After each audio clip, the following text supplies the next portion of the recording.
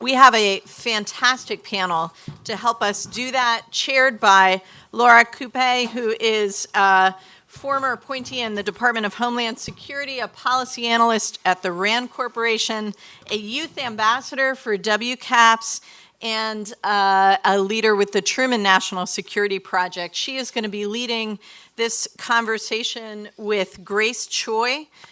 Grace is a former State Department official working in the Office of Global Women's Issues, and she is now the Associate Director for Global Gender Policy at Save the Children. Next to her is Elizabeth Ferris, our dear colleague, a non-resident senior fellow here at Brookings, and someone with decades of experience as an expert and advocate on humanitarian issues, particularly refugees and internally displaced peoples. Then we have Mireya Solis, my colleague here in the Foreign Policy Program. She is a political economist and the co-director of our Center for East Asia Policy Studies, a specialist in Japan's political economy.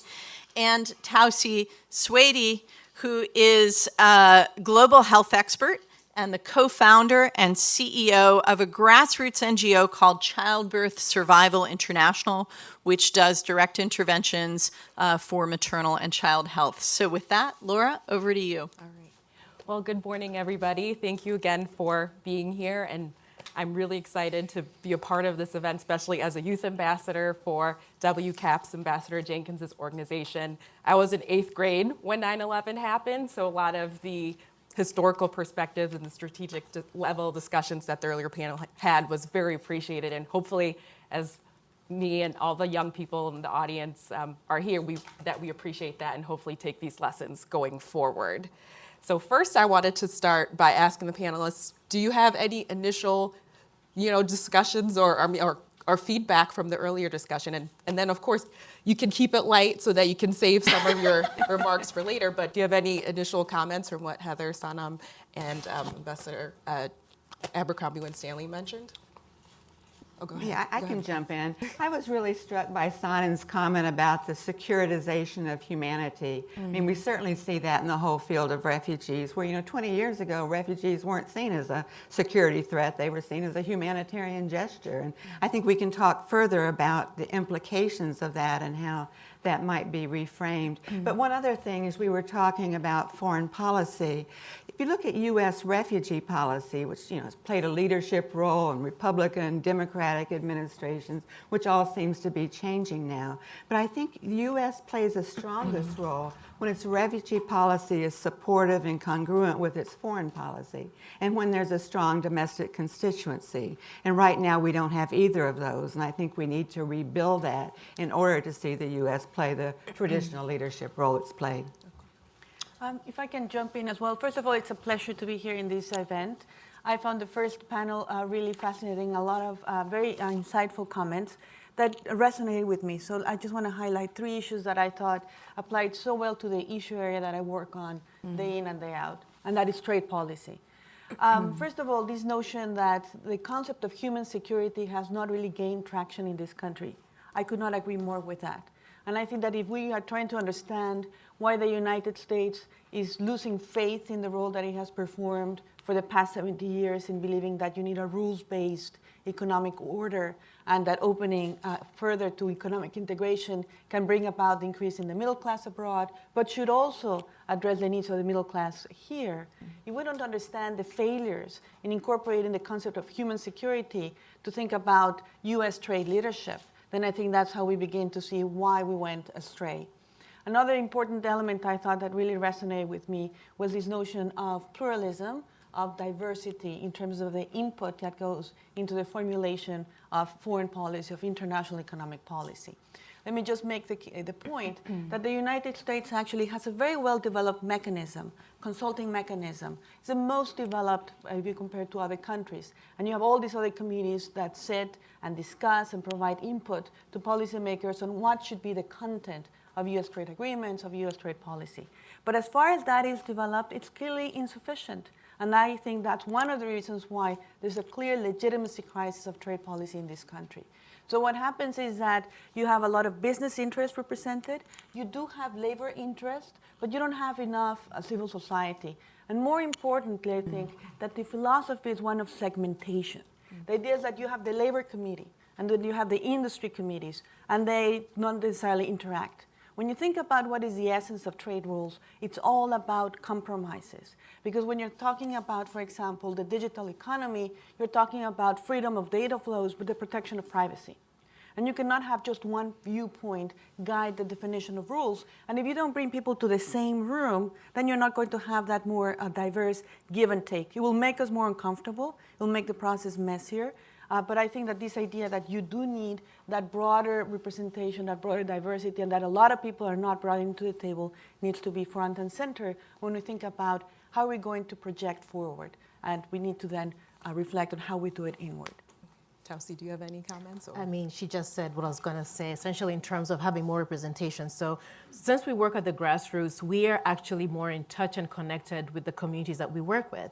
When we're talking about infectious diseases, when we're talking about HIV and malaria, we hear and we see and we feel what these people are feeling. So when decisions are being made back here in the US, with no representation at all around the table, it delays funding, it delays action. For example, when an outbreak happens, there's delay in mobilizing resources and the technical capacity needed. So it's essential definitely to have representation in the room so that those voices are being heard and those voices are being taken into account when it comes to taking action. Wonderful. So thank you. I have a comment. Oh, go ahead. Just the panel before, I really appreciated the frankness and honesty, and I'm hoping that we can continue that type of candor here in the second panel.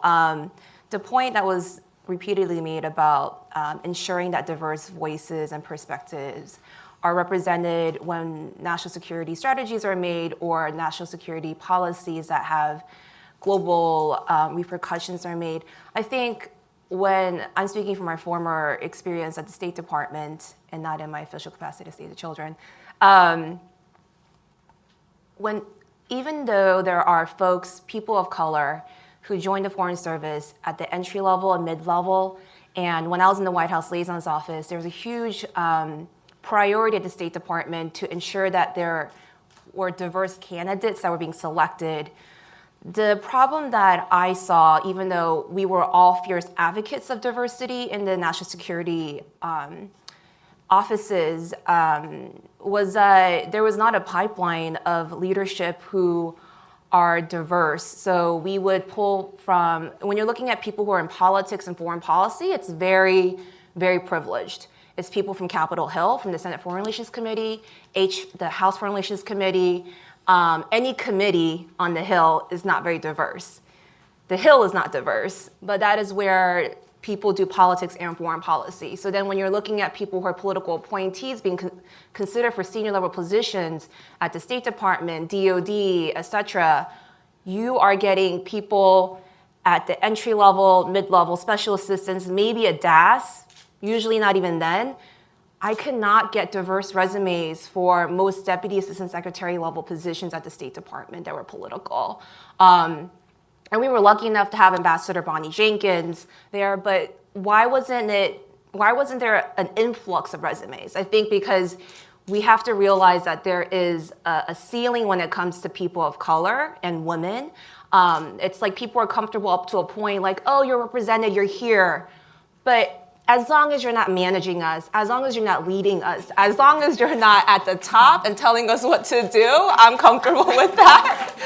And so I think it's really imperative. I think someone had mentioned earlier that we have allies. Like, I'm so glad we have this conversation here at Brookings by men, white men who get it and see us and our allies and champions, because you all have the power, most of the power. And so opening up the doors, creating spaces for people of color, for young people, and to help us replace you eventually and learn from you and have that mentorship kind of experience. And that's why I'm so privileged to be here in this room and sitting next to Laura as well, who we served in the administration together, and to be here with WCAPS and Brookings. Well, thank you so much for your initial comments. I'm sure the audience appreciated them. So we're going to take a deeper dive, and like Michael set the stage earlier, be as autobiographical as you want to be, so that way folks can learn from your stories as well. So I know in the audience, someone asked a question about the limits of broadening the definition or lessening the definition of national security. So what are some current global issues that present a challenge to traditional definitions of national security? I know we spoke a lot about 9/11, how that changed the narrative. So could you talk about some current issues, especially from the lens of your expertise? So Grace, do you want to start?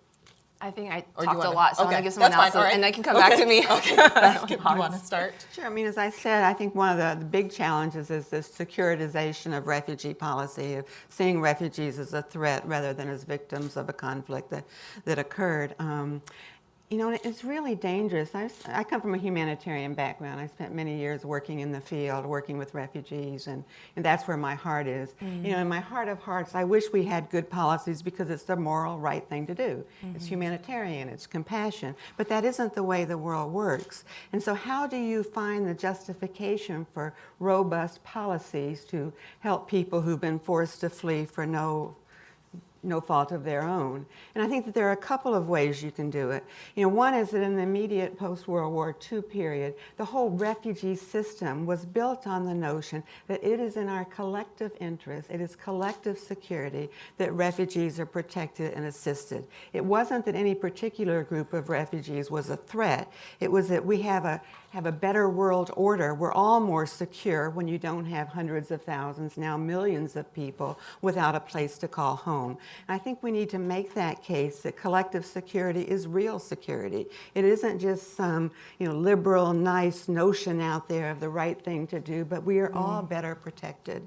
A parallel I see in the humanitarian world is with the concept of protection, where a lot of humanitarian agencies are not just distributing food and water, but they are protecting people. And yet, you know, just as you said, this definition of protection has been expanded so much so that it includes distribution of seeds, because if people can't plant, they can't feed themselves, they'll be more at risk. Education is security. You could put just about every kind of development or humanitarian assistance in that protection bucket, just as you see notions of security expanded to include just about everything. I think you can acknowledge the complexity of it and the interconnections, and we need education and seeds and protection of women, et cetera, while still saying there's something special about safety. Keeping people safe, keeping people secure from physical harm is something that we need to emphasize. I remember when I was living in Geneva, a good friend of mine had a teenage son who was having lots of problems with drugs and alcohol and bad behavior and was failing school, et cetera. And I said to her one time, I said, Monique, what are you going to do with your son? And she said, he just has to survive. If he can just survive, we can fix the flunking out of classes. We can fix education. But there's something special about that survival, security, safety, life, that I think we need to continue to uphold, both in the protection debates in the humanitarian world, as well as the security debates when we talk about national security, human security, et cetera.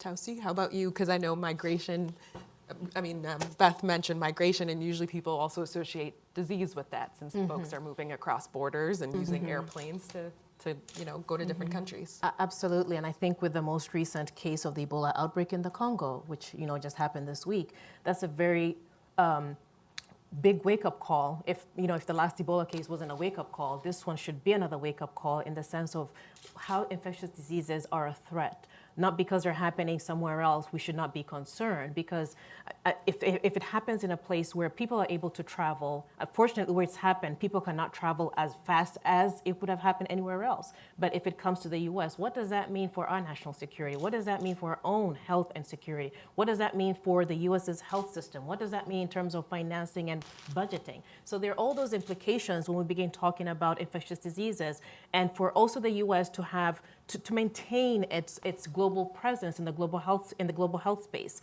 We're a leader in the global health atmosphere. I think we should maintain that and not cut on the gains of immunization and building other countries' healthcare systems so that those infectious diseases kind of stay there and don't have to come, and find us here.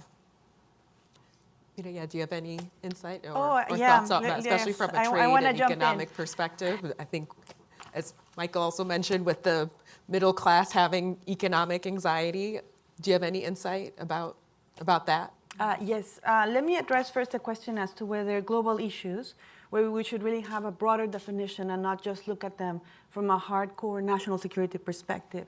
Especially Bonnie was making reference to the notion that the latest national security strategy very much has that narrow lens, and therefore we're thinking about defense budgets, military spending, the revival of geopolitics is all the buzz in traditional security studies. But what I would like to do is, first of all, to highlight what are the economic underpinnings of this international system we seem to be transitioning towards, one that's more fluid, and where mismanaging the economic angle can actually contribute to more tension and maybe actually be sacrificing some of the economic interdependence that has brought a lot of benefits.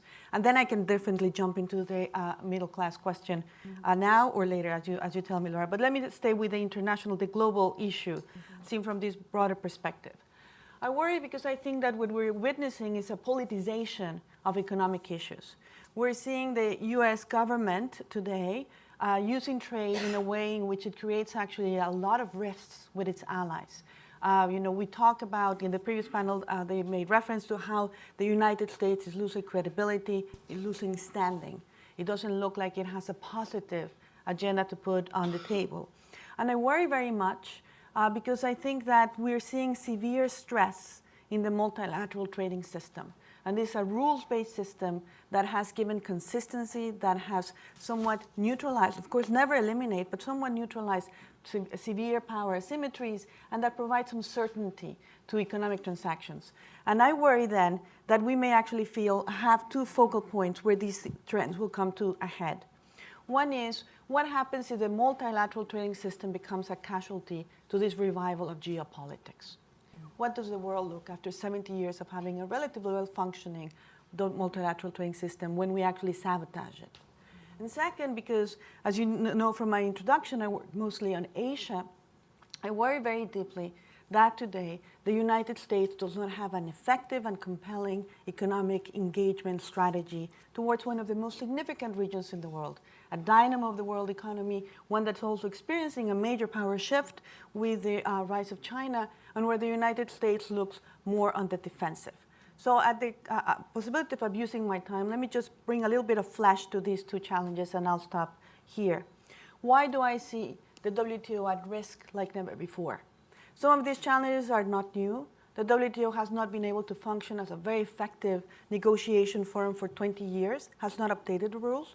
But now we are witnessing the possibility that the trade enforcement angle is also weakening severely. So now we have a major dispute in the appellate board. The United States is blocking the approval of 3 new members. So you have the World Trade Body operating with half the number of judges it needs at the appellate board to be able to make these disputes proceed smoothly. At the time when we're going to have 2 epoch-making cases coming to the WTO, the case on China's market economy status and the challenge to the U.S. use of national security considerations to block steel and aluminum imports into this country. So that's going to bring a lot of strain. At the same time, you have the 2 largest countries in the world, the United States and China, articulating economic strategies that, in my mind, seem to want to pick a fight with the way in which we organize international economic exchange. They're picking a fight with the global supply chain. You have the U.S. administration putting on the table proposals that are about bringing to the homeland domestic manufacture, regardless of cost, regardless of efficiency, regardless of benefits to the consumer. And you have also China now articulating a techno-industrial policy that talks about self-sufficiency rates. The idea is, again, to have domestic capability, not this broader integrated structure. And last but not least, I know I've talked a lot, but the fact is that the United States withdrew from the Trans-Pacific Partnership. There were important geopolitical benefits of sending a reassurance to countries in the region that the United States was a resident power and could put forward a compelling strategy of economic integration. What they're hearing today is that the US president talks about other countries as cheaters, and that he wants to use trade agreements to reduce trade deficits, not a dual proposition, And there's no surprise that there's no country in Asia lifting their hand that they want to negotiate one-on-one with this administration. So that's where we are, in a diminished U.S. influence in the region and a multilateral trading system that faces, I think, some of the harshest challenges we've seen in the past 7 decades. And I'm really sorry to be so pessimistic. I'm usually I have optimistic a in response nature, of but hope. Right. No, but thank you so much, Mireya, because I think especially in today's environment, like Bonnie was mentioning, you know, the steel tariffs are mentioned, and you don't maybe folks may not understand how consequential that could be. And then Grace, you wanted to provide some hope, but I'd also like to have you talk about gender equality, because That's where the hope is, I yes, think. that's Okay, so I think in terms of global issues that are currently challenging the traditional national security conversation, I think the fact that technology has advanced so much to connect us globally, it's allowed non-traditional players to have a voice, and marginalized communities or vulnerable communities, and I'm talking about youth, young people, I'm talking about women.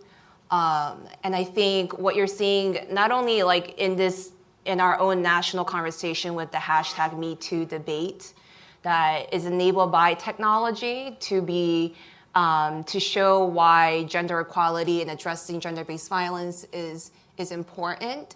There's a global movement around it as well, and I think as a South Korean American, I saw how the Me Too movement went to Korea, and how South Korea has, even as one of the wealthiest countries in the world, it struggles when it comes to gender equality and bridging the gap between men and women. And gender-based violence is one of, I don't know, I think about 70% at least of women have reported experiencing domestic violence or some kind of violence. And this is from my experience working in the Global Women's Issues Office, working on US-Asia relations.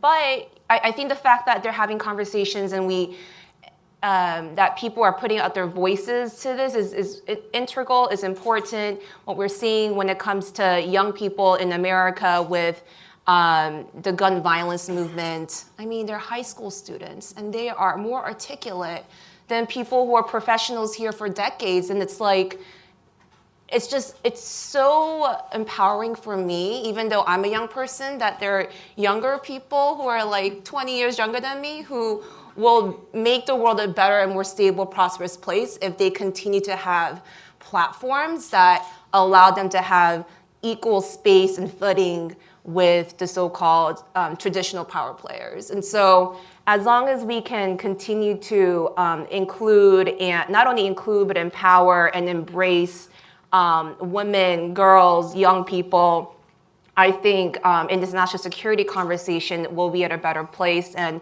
one thing I wanted to mention in terms of gender-based violence, or GBV, is that more lives have been lost through violence against women and sexual-related and gender-related deaths than lives that were lost from wars in the 20th century. So I think it's critical that we talk about gender equality and GBV when it comes to national security issues, both here at home and overseas. Right. So my next question is kind of relates to, again, why we are here. We're having a discussion about redefining national security, why and how. So I guess you, as you know, with your specific expertise, is the how. So how might one reframe national security to account for issues like trade and economic globalization, health, humanitarian issues, and topics related to women's issues? So Beth, why don't we start with you? I don't have any answers. Okay. I'm sorry. Like, you have a wealth of knowledge. But I'm really struck by the parallels in health, trade, refugees, or humanitarian, where you see the impact of changing U.S. policies or leadership on not just other countries in the world, but the system itself. I In terms of refugees, I was in Tanzania not too long ago, and Tanzania has historically been one of the most generous, welcoming countries toward refugees, and boy, they are closing the doors, and talking about sending people back, and lots of bad policies. And when you talk to them, they say, well, if the U.S., with all of its wealth, is reducing the number of refugees, why should we be doing this? And thinking about GBV, I was at a meeting in Geneva on GBV with governments, and I sat there for 2 days, and the U.S. did not say anything. I mean, you could always count, regardless of Republican or Democratic administration, you could always count on the U.S. to say, this is an important issue, we've got to take it seriously, we've got to do something. I think there were 38 governments that spoke, and just that, the message that sends to other countries as well, if it's not important to the U.S., then why should we prioritize it? So I think looking at the issue of U.S. leadership in the context of these multilateral systems that, imperfect as they are, have evolved over years to deal with pandemics or epidemics or trade and so forth. I think that's an area where we need to think seriously about how to make the case that it is in the U.S. interest, it's in our security interest to support these international systems that provide a way of responding collectively to collective problems. And Mireya, do you have any thoughts about reframing? I know you mentioned that the WTO is not functioning maybe as it should. Sure, and I would echo Beth's comment about the importance of multilateralism to advance U.S. security interests and to advance global interests. But the way I would tackle this question is to look at the notion of human security, a bottom-up focus on addressing domestic vulnerabilities that then would allow people to feel more comfortable about making international contributions. And I say this again because it resonated with me very strongly what the panel in the first session said. And I believe that, a lot of people have talked about trade, the geopolitical implications of trade policy. That's not a new topic. We know that economic statecraft has always been part of the conversation. And in that sense, I don't think there's that much disconnect. Trade is frequently connected to geopolitics, to national security. I can see that. So what I want to address is actually the fact that we talk about foreign policy as an outward-looking exercise without then connecting it to the domestic foundations that will enable that kind of international engagement. And that's what I would like to get at with my brief remarks. I really believe, and I was not born in this country, I come from Mexico, so I think I'm very surprised sometimes when I look at some of the debates here. But it seems to me striking that there's so much resistance about talking about the safety net, talking about investments in the workforce, addressing really the lack of social and economic mobility. And I ended up concluding, and it sounds like a soundbite, but because it is, but I do think that it reflects something. When I was trying to explain in the book I just published a few months ago why the United States now seems to be turning inward, it seemed to be that the answer was domestic, that it has been an attempt to pursue globalization on the cheap. And every author has a favorite graph in their publications, in their books, and there's one that speaks to me most, and that is when I look, for example, at how over the last 40 years, the United States really become a trading nation. The share of economic activity in this country that depends on international trade doubled over these past 40 years. But then you look at what the United States does to make sure that its workforce, that its society is ready to cope with this faster pace of economic change. And it's not just trade, it's automation, it's technological change, it's the fourth industrial revolution. It's coming. It has come already. Well, we spend today less as share of GDP on the social safety net than we did 40 years ago. So the graphs, the lines cross. And then why are we surprised that people are very defensive when it comes towards international economic engagement? Because we haven't done our homework, and it requires political will. And every time I mention this, people immediately jump at me and say, well, on training work, skill training acquisition is expensive, it's not going to work. I would say we haven't even tried it. Because the problem is that we use this notion that trade is the problem, and therefore we have developed, say, something called TA, Trade Adjustment Assistance, and by definition we're already in trouble. Because trade is only part of what is producing this larger social economic change. As I said before, a lot of it is technology. So what we're saying is to the largest number of workers is you're out of luck. We're not going to produce a program that addresses your needs because you were not impacted by trade.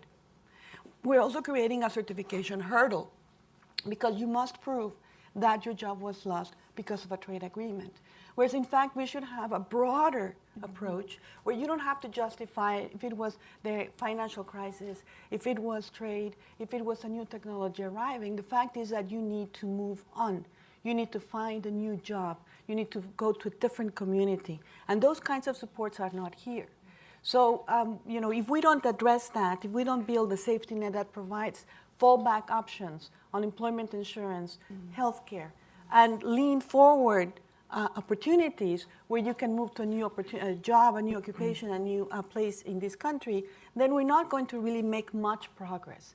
And what we're going to do is indeed undo a lot of our trading relationships, and we're going to put more jobs at risk. And so now diving deeper into the reframing part, what are the upsides and downsides for incorporating development or humanitarian workers when governments define or talk about national security? So I'm sure Tausi has some thoughts about that, especially looking at it from a public health angle. Absolutely, and kind of connecting it with the question of reframing. I think here in the U.S. we're doing a great job in terms of when the CDC launched the Global Health Security Agenda, which essentially is it's a network of organizations and countries that are working together to make sure they're building country capacities in order to prevent, detect, and quickly respond to any outbreak that happens. And I think in aspects of including that as part of a national security dialogue, it's important because when we begin looking at diseases, for example, like H1N1 when it broke out in China, or we look at Ebola, these are issues that cannot be dealt with military. We need non-military response to some of these issues. So it's essential and it's important to really look at health and all the other issues as part of the national security. Grace, do you have any insight about that, especially the work that Save the Children does? And should folks at Save the Children be involved in CVE or CT?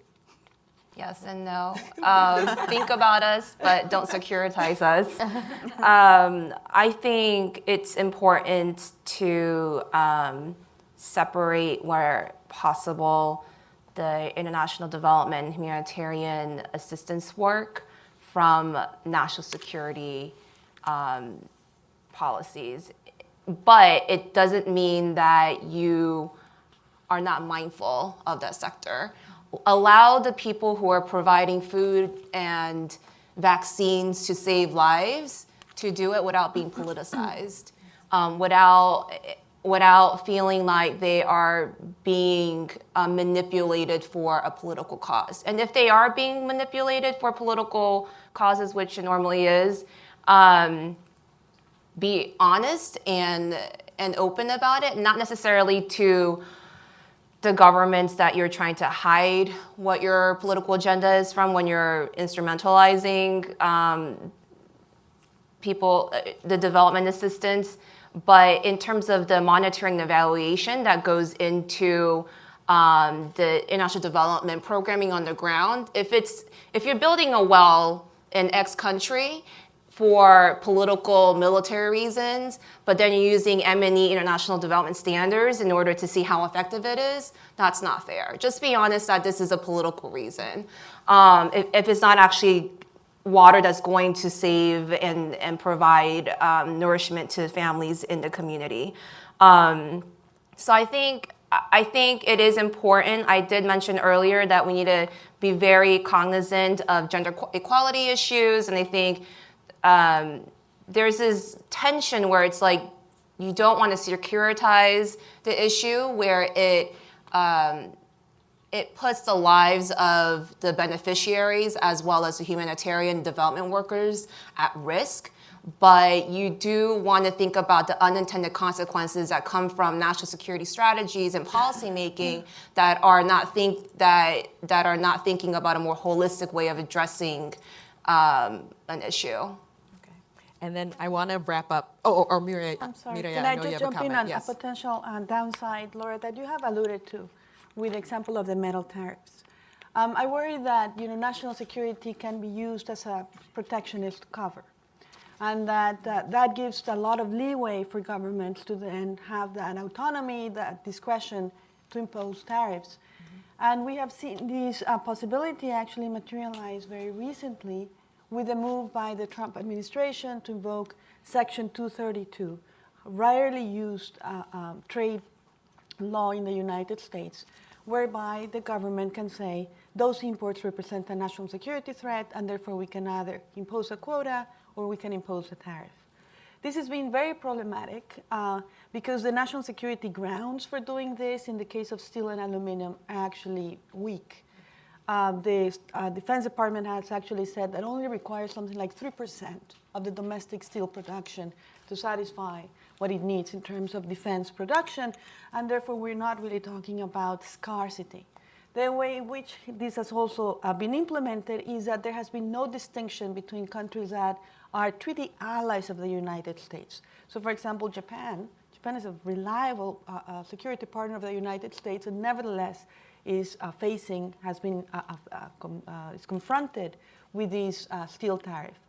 And then it is creating a lot of friction between the United States and its allies. The Europeans, for example, have engaged in a very intense set of negotiations with Americans, and there should be a decision by June 1st as to whether they get the exemption or not.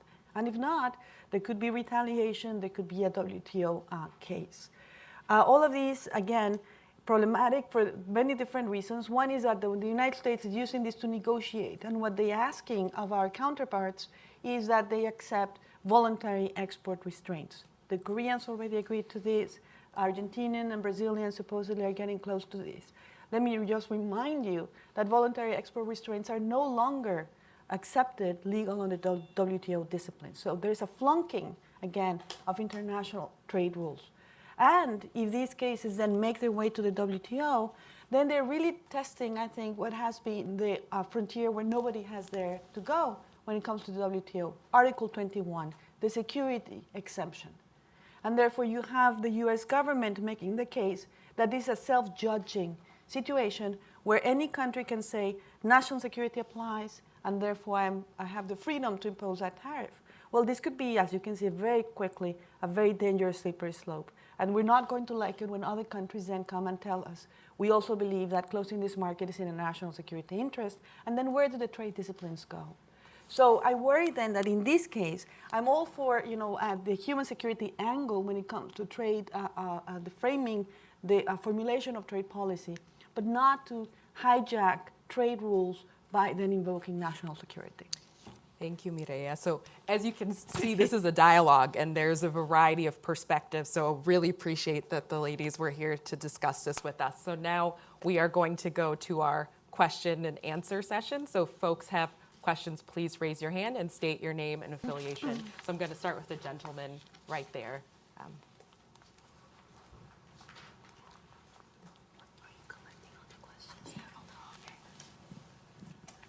Good afternoon, Jeff Stacy from Geopolicity. We're a global development company. Just a question to this panel really would relate to the last panel as well. But you often hear when these issues come up and this particular agenda arises at forums like this, or perhaps on CNN or elsewhere, someone who's resistant to or somehow critical of this will come back with a sort of standard response, and the phrase core national security interests will often get used. And it's occurred to me just sitting here listening to the last panel and this one, that phrase, even though we haven't talked about it today yet, might be relevant in a number of ways to some of the things that you just talked about and your predecessors did. And I was just wondering if on some level that is inappropriate in this context, and what specific ways, and what are the sort of consequences of those, and how could that be dealt with? So does anyone feel very compelled to answer this question? Take a few. Oh yeah, maybe another one. Okay, and ma'am, go ahead.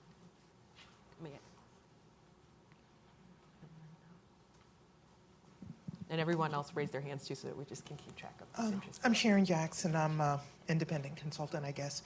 And my question to the entire panel, but you'll probably answer it in different ways, is that one of the ways you can think about national security is costs to society. And one of the ways that you can think about engagement is what's the cost of not doing it? So in terms of health, what's the cost that you impose if people don't cooperate? What's the lost opportunity cost of not having trade which promotes efficiency? What's the lost opportunity cost of keeping people out and not allowing them to be as productive as they possibly could? Any, right here. I'll gather for. Thank you. My name is Andrea Rotter. I'm a German researcher doing research on security and defense policies, and currently I'm a visiting fellow with the German Marshall Fund. And I'm very grateful to have listened to all of your discussions, because for a German it's very unsettling sometimes what's going on with, with the White House. Yeah. But so it was really enlightening for me, because in Germany, or let's say American and German definitions of national security, they often clash. And I think that became very obvious during the Trump administration. So I was very happy to hear that people in the United States are also thinking about a broader concept of national security instead of that narrowly defined military and economic approach.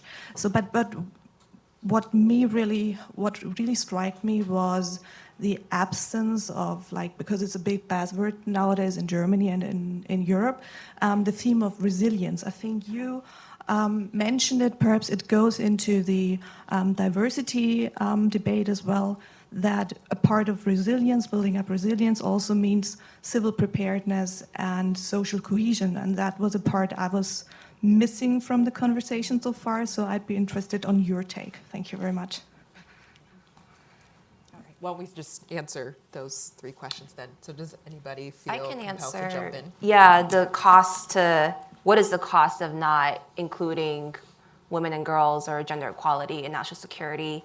There's a 2015 McKinsey study that a lot of gender activists know that if you were able to close the gender gap in the global workforce, then it would add about $28 trillion to the global GDP by 2025. $28 trillion. That is how much you are losing out on, America and the world leaders. What if you do not intentionally include 50% of your population in your workforce, in the peace process, in health issues, in anything that you do. There's great stats by Inclusive Security as well, and I know Sanam is a leader on this, so thank you for your leadership on WPS and 1325, UN Resolution 1325. But when you include women in peace negotiations and peace discussions, there is a study that shows that it will last to more durable peace for, I think, 35% of peace negotiations and peace treaties will last 15 years. And so including women as part of your peace negotiations, it leads to exactly what we're looking for. But why aren't we doing it? Why is it that it's, I think, 4% of peace signatories are women and 9% of peace negotiators are women? So that's the cost. You don't get peace, enduring peace, Right. and money. Beth, any thoughts on the three questions Yeah, we've I'll had? maybe say a word about resilience and preparedness. And I think that at least the humanitarian community is pretty good at preparing for and responding to immediate crises. They've spent a lot of money, time. We know some of the things that work. It's never perfect, as evidenced by Bangladesh and elsewhere. But I mean, that doesn't seem to be the problem as much as the fact that, most refugees in the world today have been displaced for 5, 10, 15, 20 years. but dealing with the causes so that people can return home. We're finding long-term solutions. And there, I think, is where resilience comes in. Most of the world's refugees do not live in tented camps or camps generally. They live distributed among usually the urban population. And so ways of encouraging refugees' self-reliance, resilience, their own livelihoods, run up against bureaucratic obstacles of usually not having the right to legally work in a country, but dealing with those can certainly do a lot to enhance not just the dignity and well-being of refugees, but also the security impact of having large numbers of unemployed people, often desperate in a host country. So there is a link there with security, but resilience, I think, is probably the way to go.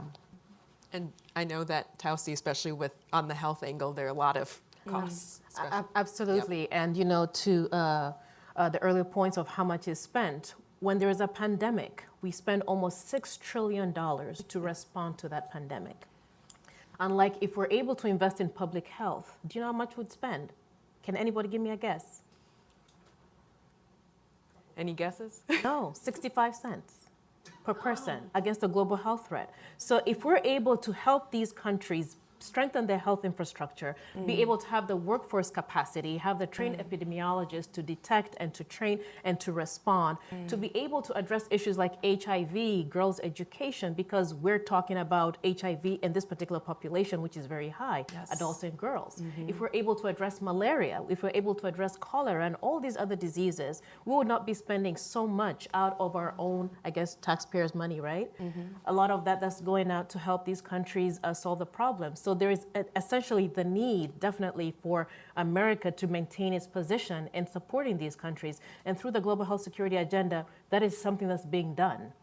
And through the external evaluations, they're able to see where are countries in terms of reaching that capacity to be able to maintain an outbreak so it doesn't spread throughout the whole country and also the rest of the world, and eventually impacting the U.S. as well. Mireya? Thank you. So let me touch on some of the questions.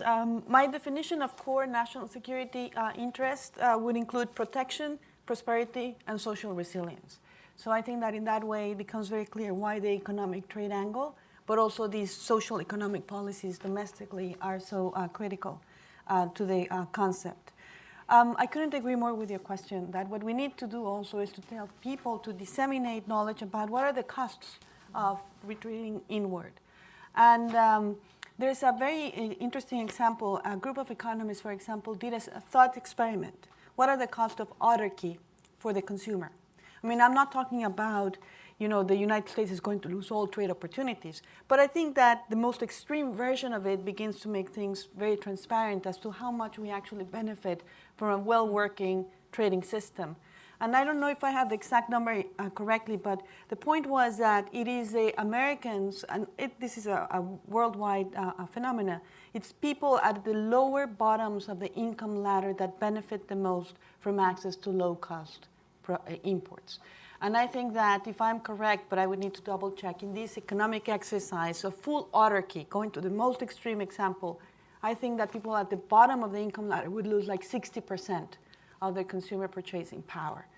So then, that begins to focus the mind.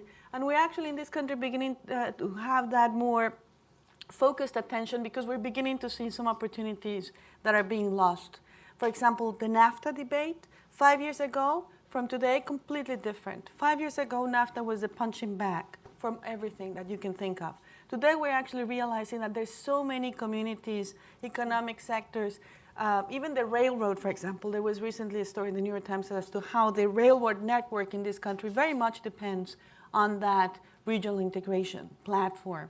So again, when we lose something or about to lose something, that's when perhaps we pay attention, and we may be at this juncture today. Oh, Tamara? Thanks. I'm going to wait for the mic so we get it. Yep.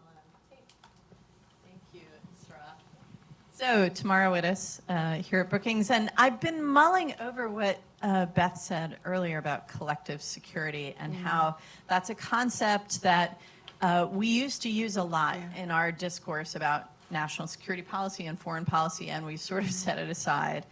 And, coming back to sort of the politics of of this issue in the United States, and how do we build the coalition necessary to bring attention to these issues? We're, a big country with friends to our north and south and oceans on either side, and that means we historically have gotten away with a lot of self-centeredness in our national security policy that countries like Germany, sitting in the middle of Europe, don't get to do, right? And I think that that's really shaped our conversation a lot. When I think back to the eras that Heather was referencing in the first panel, post-Cold War, 1990s, 2000s, how did we talk about those challenges in a way that persuaded the public? We would say, well, some problems like organized crime know no borders. They are transnational threats. We talked about climate change as something that if we didn't work on collectively, none of us individually could deal with it as governments, right? And so we had a set of arguments that overcame that natural self-centeredness of the American public. So my question is for each of you on the issues that you work, gender, trade, humanitarian affairs, health, how would you make that argument to the American public today? Who wants to go first? Who wants to make their public, case for their issue area? Beth, I see you shaking your head. Well, I'm just going back a little bit further. If you go back to 1919, after World War I, when the discussions were being held about the framing of the world order, League of Nations, et cetera, the big issue was collective security. Collective security was the burning issue of that day, and I think it's really a burning issue today. How do you make the case that we are all better off by investing in these multilateral institutions, norms, principles, ways of working, and so forth? I don't think, at least on the humanitarian side, we have the economic data to make the case. If you don't help Syrian refugees in Jordan, that X will be the cost. But maybe we need to work in that direction. But I'm really struck by the parallels in all of these, that we need these collective endeavors. On the refugee side, we've seen the biggest problem today is the lack of responsibility sharing. So the host governments feel like they're stuck with large numbers of refugees, inadequate assistance, no end in sight. We saw in Europe in 2015 the effort to come up with a rational way of sharing responsibility. The arrival of 1 million refugees in Europe, population 750 million, should not be a crisis. It should not be a crisis.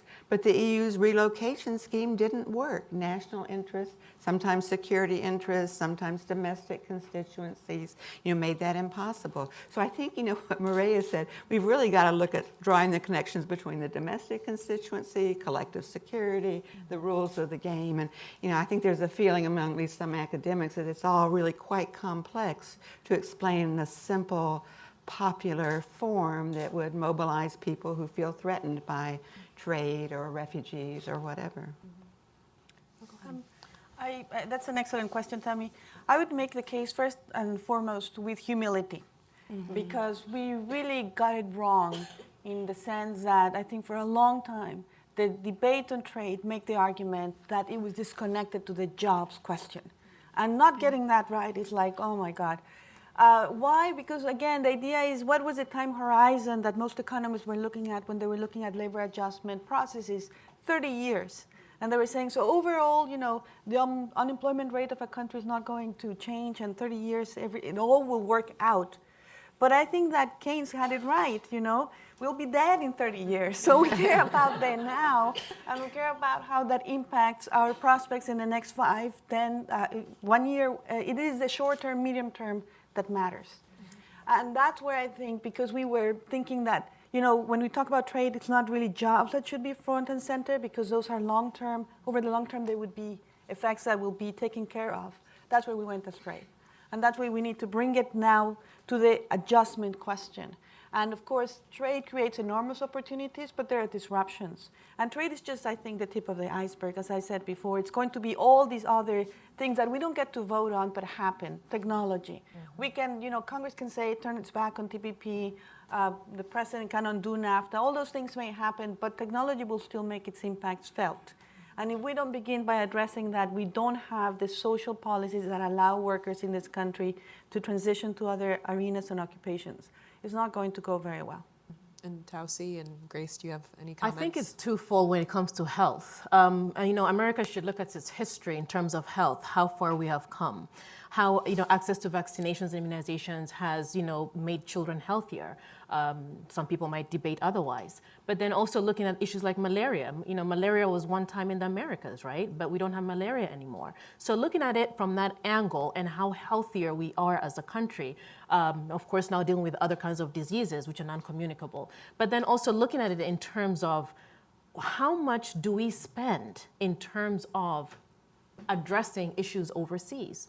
That is a big problem. If we can only calculate that amount, which I don't know exactly how much, but it's it's a substantial amount of money that we can use to address issues here. We have issues in our cities. We have issues happening in different states, health related and also non-health related. So we can be using those funds differently instead of having to always be funding programs overseas. And that requires investing and helping countries build their health infrastructure and also engaging different people and not only having health people working on health. We need lawyers, we need engineers, we need the media. The media is very important in terms of increasing that information and knowledge, especially the American people, to understand that Ebola's broken out in Congo. That might not be an issue for somebody going to work here in DC or in Baltimore, but guess what? If they put on CNN that someone's just got Ebola at Sinai Hospital, Hopkins Hospital, everyone is going to be paying attention.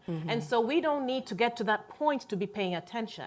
We need to be paying attention before it actually happens. Okay, Grace. I think one just broader point on addressing making the case for collective security, especially when it comes to bridging the gap to how we talk about it in a foreign policy space and the American public who are not versed on foreign policy, which is a very small privileged group of folks who are all of us here in the room. I think there's a misconception that we have to address that, actually it's not 30 to 35% of the U.S. government budget that goes to foreign assistance, to diplomacy and development. It's less than 1%. And I think that has to be reiterated over and over again, not only to the American public, but to our lawmakers. The lawmakers to make the case to their constituents to say, you know what, when we invest in diplomacy and development, it's a drop in the bucket. But there are huge benefits from it. Your GDP goes up, like I mentioned. You're more secure, you're more prosperous, you are more stable. And don't we all want to live in that kind of society? And I think something else to address when it comes to relaying that collective security messaging, that word collective security, it doesn't make sense. It's very wonky, it's very DC. If you're talking to the American public, I think we need a comms professional that can rejigger it and make it very understandable. And I think it's also how we educate each other. In our education system, when it comes to cultural education and really putting ourselves in other people's shoes and really bridging the gap, I think it can start with how we're educating our youth, how we have humility, respect. These are values that are very American. They should, I guess it could be global human values or whatever, but they're also fundamentally American values: freedom, respect, dignity, for human rights. And I think if we could really get to the bottom of that, then we can see each other and say, oh, you're a different person, age, race, sexual orientation, whatever, but I can listen and respect you.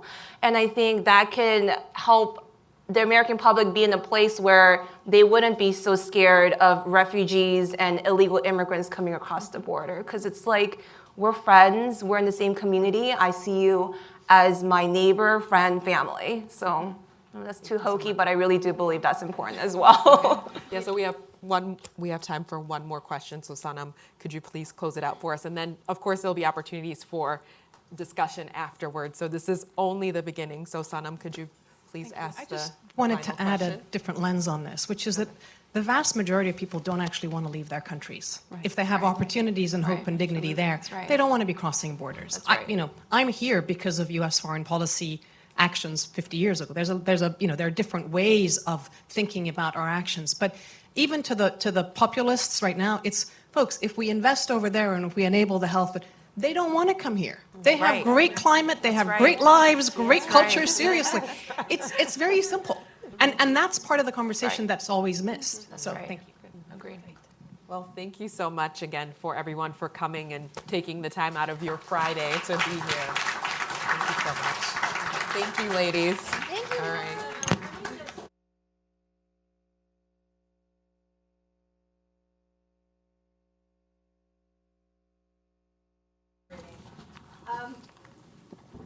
Last year, Brookings celebrated our centenary. We're old. We're in a big old, hoary establishment institution. And as is natural, when you reach a big anniversary, we did a stock taking. And one of the realizations that we came to from our board on down is an understanding that the problems of governance, which is our remit, the problems of governance in the 21st century require a more diverse and inclusive policy conversation. And they require a more diverse Brookings community. And that's an institutional commitment that we've made, again, from the board on down. So I just wanted to say in closing that I'm very, very grateful to Bonnie, to WCAPS for partnering with us, for helping us learn and grow and advance that effort. Today's event is just one step down that road, and we are looking forward to more. So thank you all so much for coming. Thanks for watching. Be sure to like and subscribe for more videos from Brookings.